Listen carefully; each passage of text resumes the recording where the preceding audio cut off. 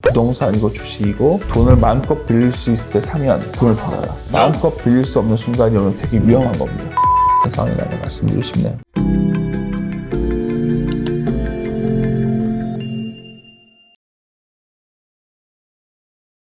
개인 투자자분들이 사실 많이 고민되시는 건 결국 주가가 이제 이익과 밸류에이션의 함수지 않겠습니까? 네. 주당 순이익과 이제 PER의 배수의 곱으로 보통 표현이 많이 되는데요.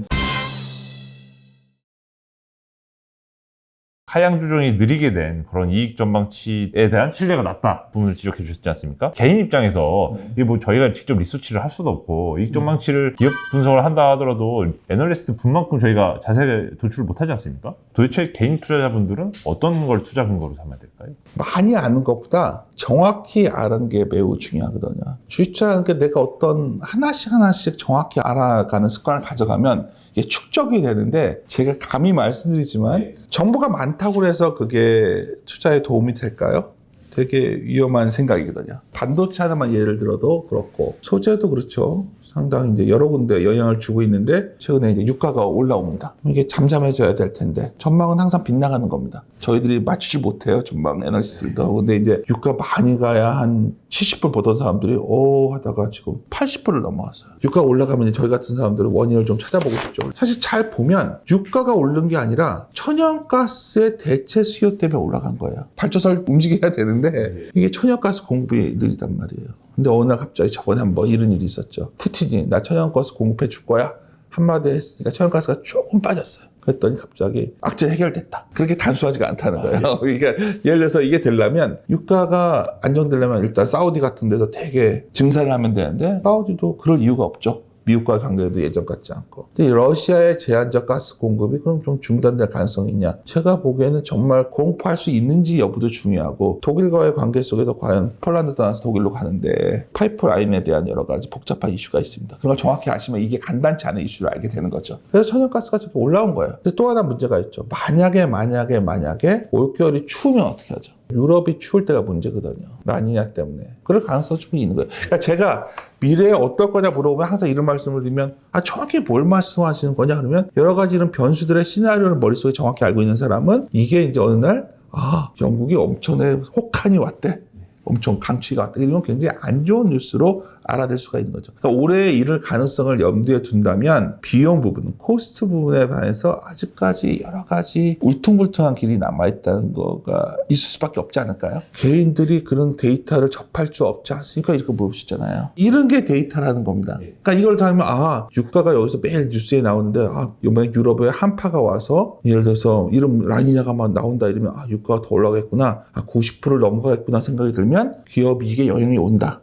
이걸 이해하시면 되는데, 아까 이제 질문 중에 많은 개인 투자자분들이 어떻게 생각하시면 이 모든 거를 내가 숫자로 확인할 때는 매우 많은 경우에 늦어요. 그러니까 이런 것들 정확히 이해하고 계셔야 된다는 말을 가끔 드리는데, 이게 정확히 이해만 하고 계시면 대략 이런 게 가능하겠죠. 여기서 단순화시키면 비용 문제는 러시아의 천연가스 가격이 좀 진정돼야 되면 나오겠구나. 이걸 추적하면 되는 거고. 예를 들어서 어떤 게 또 있을까요? 전체적으로 우리의 IT에 결정적 영향을 주는 반도체, 특히 PC 메모리 가격 이런 것들이 내년 초에 만약에 2자릿수 하락이 나온다. 그럼 주가가 그때 어떨까요? 많이 올라가지는 않았겠죠. 아니면 상당히 더 내려갈 수도 있죠. 그럼 그때 기사에 뭐가 나올까요? 반도체 가격, 폭락. 이런 얘기 나오겠죠. 그럼 사람들이 지금이 아니라 그때 가면 누가 연초에는 10만 전자 얘기하다가 9만 전자 얘기하다가 이제는 많은 분들이 8만 원대만 한번 왔으면 좋겠다 이럴 수가 있잖아요. 그때 되면 오히려 더 기대가 낮아진다. 그럴 때 되면 과감하게 주식을 사야겠죠. 그래서 이런 것들이 어떻게 보면 우리가 일반 투자자가 엄청나게 정교한 무슨 데이터를 갖고서 투자하는 방법론을 키운다. 주식 초등학교를 졸업하고 주식 중학교를 졸업하고 주식 대학교를 가고 이런 건 제가 봤을 때는 난센스라고 보고 있고요. 하나라도 내가 삶 속에서 정확하게 이걸 이해하고 계신 분들은 투자할 때 내가 주주가 되는 거니까요. 그러면 상당히 그렇게 어려운 것이 아니다. 근데 많은 분들이 너무 넓게 알려고 그러고 하나라도 좀 정확하게 이해하는 습관을 가지셔야 되는데, 제대로 이해하는 거 없이 어렴풋이 알고 있으면 더 헷갈리고 더 판단착오가 온다. 저렇게 판단합니다.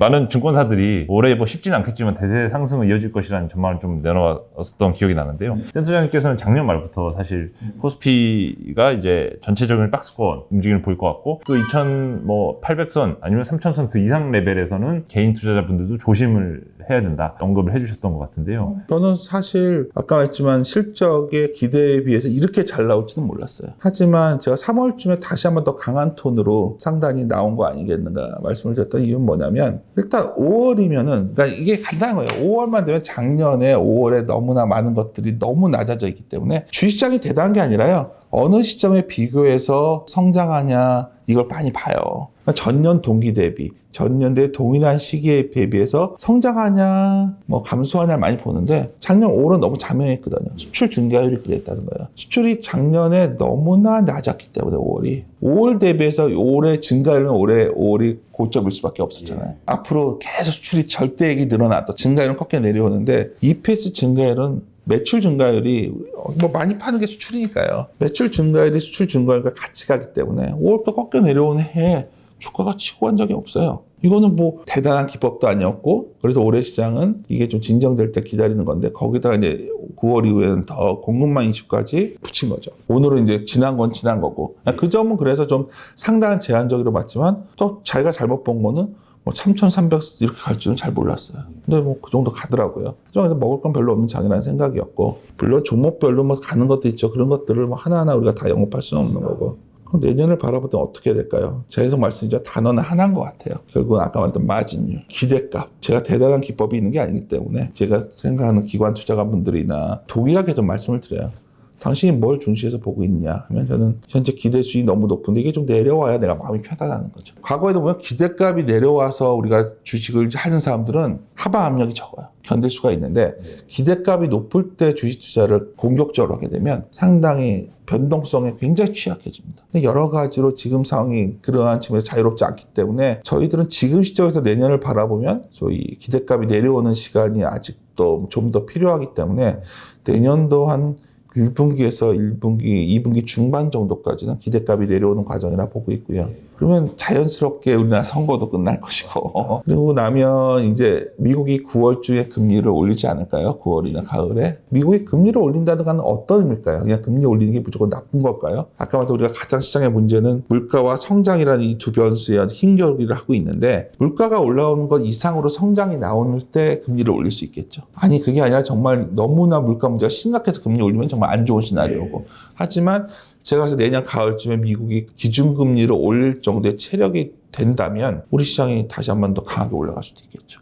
근데 지금은 우리가 이제 저 산을 가고 싶어요. 저 산을 그냥 한 번에 딱 하늘처럼 우리 날개가 달려 날아갈 수 있는 게 아니라 뭐 등성을 타고 내려갔다 올라갔다 이러면서 가는 거예요. 저 산을 한 번에 갈 수 없다는 걸 알게 된다면 그 산과 산 사이에 벼랑이 있을 수도 있는 거야. 못 갈 수도 있는 거거든요.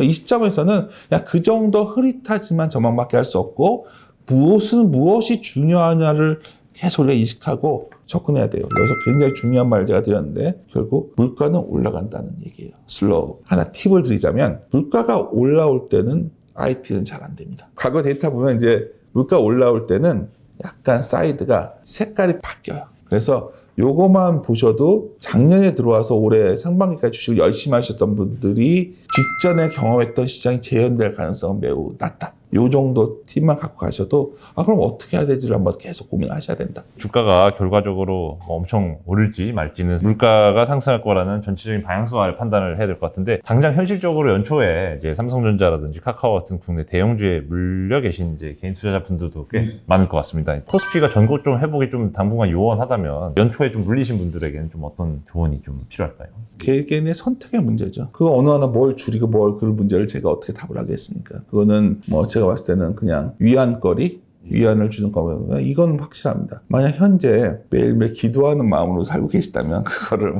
그 주식부터 줄이시는 게 나을 거예요. 별로 올라가도 못 먹을 것 같고요. 왜냐면 지쳐있기 때문에. 지금 시점에서 제일 중요한 건 아까 말씀드린 몇 가지 전제가 있죠. 첫째는 비용이 올라오는데 비용 전가 가능한 기업이 뭐가 있을까? 굉장히 가격 교섭력이 막강한 기업들이 있겠죠. 찾아보면 있습니다. 특히 의외로 어떤 시장 내 지위가 부품 같은 데서 독점적 지위에 있거나 기술을 갖고 있는 기업들. 그런 기업들을 찾아야겠죠. 두 번째는 우리에게 남아있는 회복이 뭐가 있을까요? 너무 좀 올라와서 좀 부담이 되지만 우리가 흔히 K자형 회복이라는 표현의 속성에는 상품은 충분히 경기가 회복됐단 말입니다. 전자제품도 그렇고 다 예를 들어 의자도 많이들 샀고 다 샀어요. 근데 의외로 서비스 업종 회복은 매우 느린 상황이거든요. 미국뿐만 아니라 우리도 마찬가지입니다. 그래서 서비스업 쪽에 익스포저가 되어 있는 업종들에 대해서는 숫자가 안 나와도 그래도 계속 관심을 두고 찾아보셔야 돼요. 뭐 우리 대표적인 게 어디다 우리가 돈을 좀 쓸까요?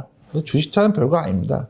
아까 P 곱하기 Q 마이너스를 말씀드렸는데 내가 가지고 있는 돈을 어디다 소비를 많이 할까의 싸움인데 아무래도 가장 사람들이 원하는 건 여행일 것 같아요. 폭발적 여행 소비도 나올 수 있고 또 뭐가 있습니까? 요새 최근에 LA에 있는 소위 BTS의 공연 티켓이 어마어마한 프리미엄이 많이 붙였다고 하더라고요. 그럼 공연을 갖고 있는 회사들도 좋았겠죠. 근데 주가가 이미 쫙 움직이는 거예요. 그래서 여행주도 움직였고. 다만 항공주도 굉장히 중요한 위치에 있었는데 항공주 반대로 또 코스트 측면에서 유가가 올라오니까 상대적으로 지위가 흔들리고 있지만 유가가 좀 진정되면 이게 지위를 찾겠죠. 제가 이걸 말씀을 드리는 건 뭐냐면 하나하나 이 회사들이 뭐 엄청난 숫자를 원하는 게 아니라 그러한 종목들이 좀 싸져 있다고 느낌을 받을 때 거기에 약간 숫자를 아셔야 되는데 밸류에이션을 상대적으로 해보시면서 좀 장관이 흔들릴 때 그럴 때 좀 사놓으시면 뭐 제가 봤을 때는 시장을 그렇게 두렵지 않게 기도하지 않고도 보낼 수 있는 시간이 되지 않을까 이렇게 판단합니다. 하나 더 추가하자면 결국 코스트 부분의 문제이기 때문에 재료들이 비싸질 거예요.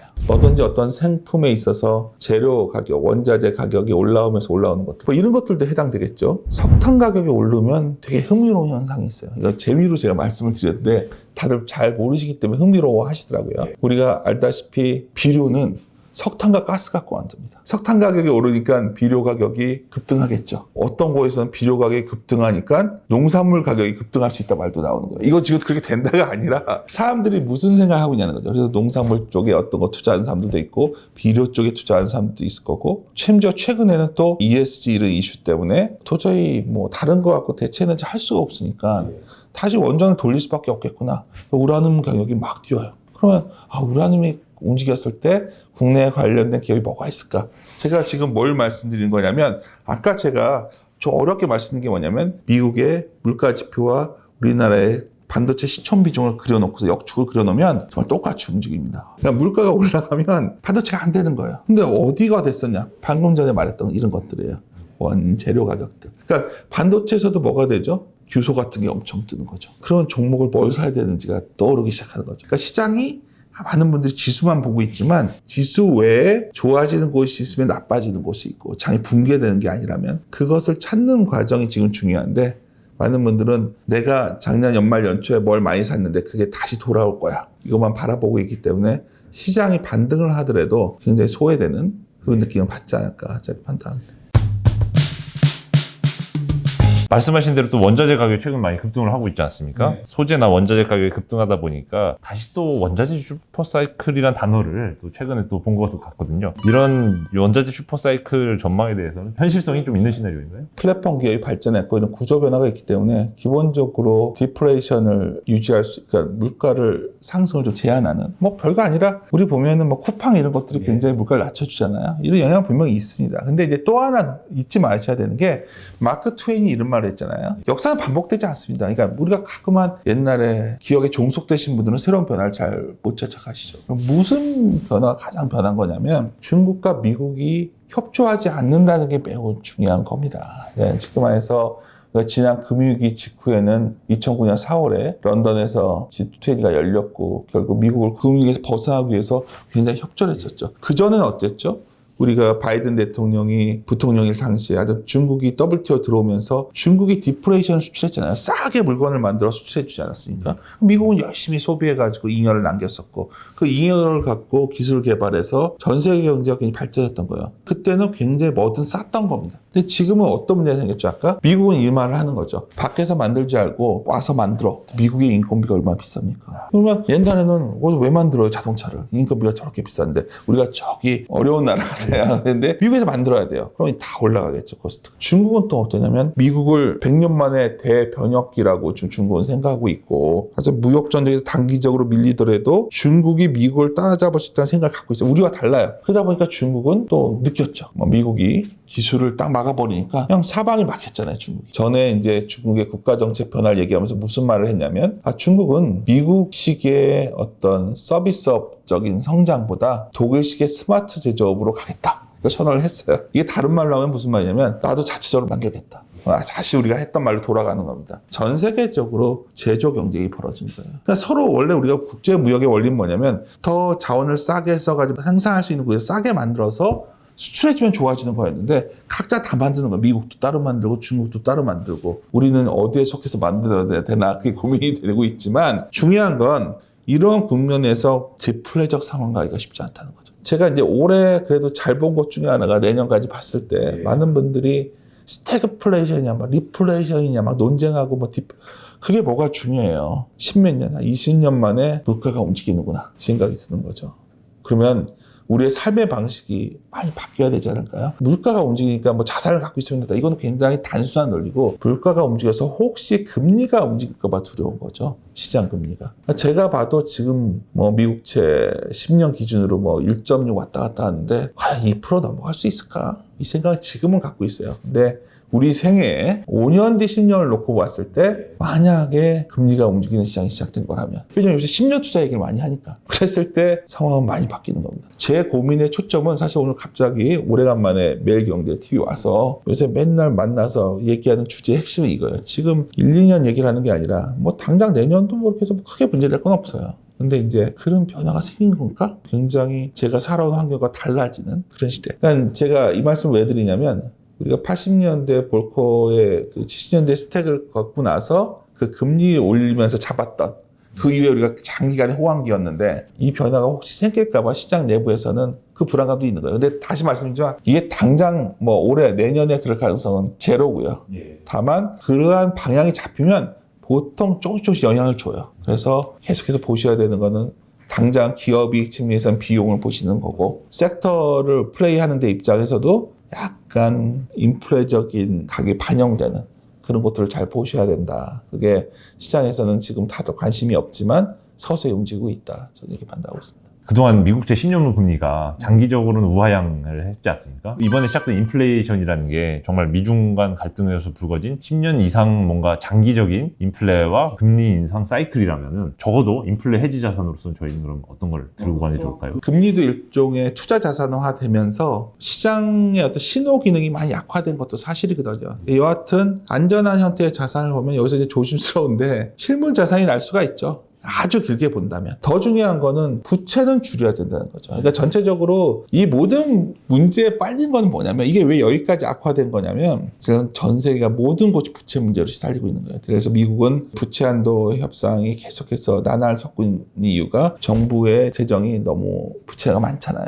그래서 경제학에서 이제 MMT 같은 대통령 선거까지 그 얘기가 나오잖아요. 아, 우리 달러 패권이 있으니까 그냥 뭐 재정 무시하고 가자. 근데 그럴 수가 없는 거거든요. 반대로 지금 부채 문제가 생겨서 미국이 뭘 하고 있는 거냐면 엄청나게 세금을 걷어야 돼요. 그래서 좀 세금을 계속 걷어들이려고 하다 보니까 법인세도 올라갈 거고 뭐 여러 가지 세율이 생기겠죠. 소득세도 올라갈 거고 관세는 낮춰준다도 낮추지도 않아요. 중국은 어떻죠? 헝다 이슈가 다 알고 있던 거고요. 중국은 은행도 다 국영은행이고 기업들도 굉장히 국유화되어 있죠. 근데 이제 기업 부채 문제가 심각하거든요. 중국은 대외 개방이 덜 돼 있기 때문에 문제될 게 없어요. 근데 기업 부채 문제는 상상을 초월합니다. 그러니까 헝다 이슈라는 게 이제 중국의 하이힐드 같은 걸 좀 보고 있는데 현재 정치적 공격이다 온갖 얘기를 하지만 중국은 또 어떻게 기업 부채 문제에서 자유롭지 않고요. 우리나라는 어떤가요? 저는 한국은행 뭐 관계자들이 말하는 게 뭐 우리 기재부 말하는 게 비판만 할 수는 없다 봐요. 가계 부채 문제가 너무 심각하거든요. 낮은 금리 속에서 부채를 가져다 쓰면 된다는 소위 그 의식이 굉장히 많이 늘어나 있는데 만약에 이 상황에서 금리가 좀 움직였을 때는 상당히 고민스럽죠. 거기만 있는 게 아니겠죠. 전국의 부동산이나 이런 것들이 사는 것 외에도 여러 가지 PEF 같은 것을 통해서 굉장히 많은 여러 지역, 소외 지역까지 초고층 건물들이 올라가요. 구도심 같은데. 근데 저게 분양이 되면 문제가 없죠. 분양이 안 되면 어떻게 될까요? 제가 오늘 뭐 주식 얘기하는데 이런 얘기를 하면 왜 저런 얘기를 할까 하지만 리서치라는 곳은 다양한 이런 것들에 대해서 아까 좀 더 흐릿한 것을 좀 명쾌하게 알고 싶어하는 곳인데 여러 가지 그런 속에서 하나 분명한 거는 부채를 늘리는 사람들은 되게 위험하구나. 투자자들이 먼저 생각하셔야 되는 게 내가 혹시 주식 투자도 신용 같은 걸 많이 빌려서 하고 있다면 돈을 많이 벌 수도 있겠죠. 잘하면. 하지만 매우 위험한 상황에 몰려있다. 그렇게 해석도 할 수 있다. 판단하시는 게 맞다고 봅니다. 데이터로 잠깐 말씀드릴까요? 주식의 신용이 얼마다 이게 중요한 게 아니고요. 시가총액 대비 신용의 비율을 봐요. 그러면 이제 우리가 1%를 넘어갔었어요. 별거 아닌 것 같죠. 굉장히 높은 수준입니다. 그래서 많은 경우에 그런 저금리 상황에서 무슨 차입을 해서 투자에 성공하면 되겠지만 보통 이렇게 레버리가 높은 구간에서 수익의 성공 가능성은 매우 낮아집니다. 일반 투자자분들이 많이 들으신 얘기가 드리고 싶은 말씀은 부동산이고 주식이고 돈을 마음껏 빌릴 수 있을 때 사면 돈을 벌어요. 마음껏 빌릴 수 없는 순간이 오면 되게 위험한 겁니다. 지금이 그러한 상황이라는 걸 말씀드리고 싶네요.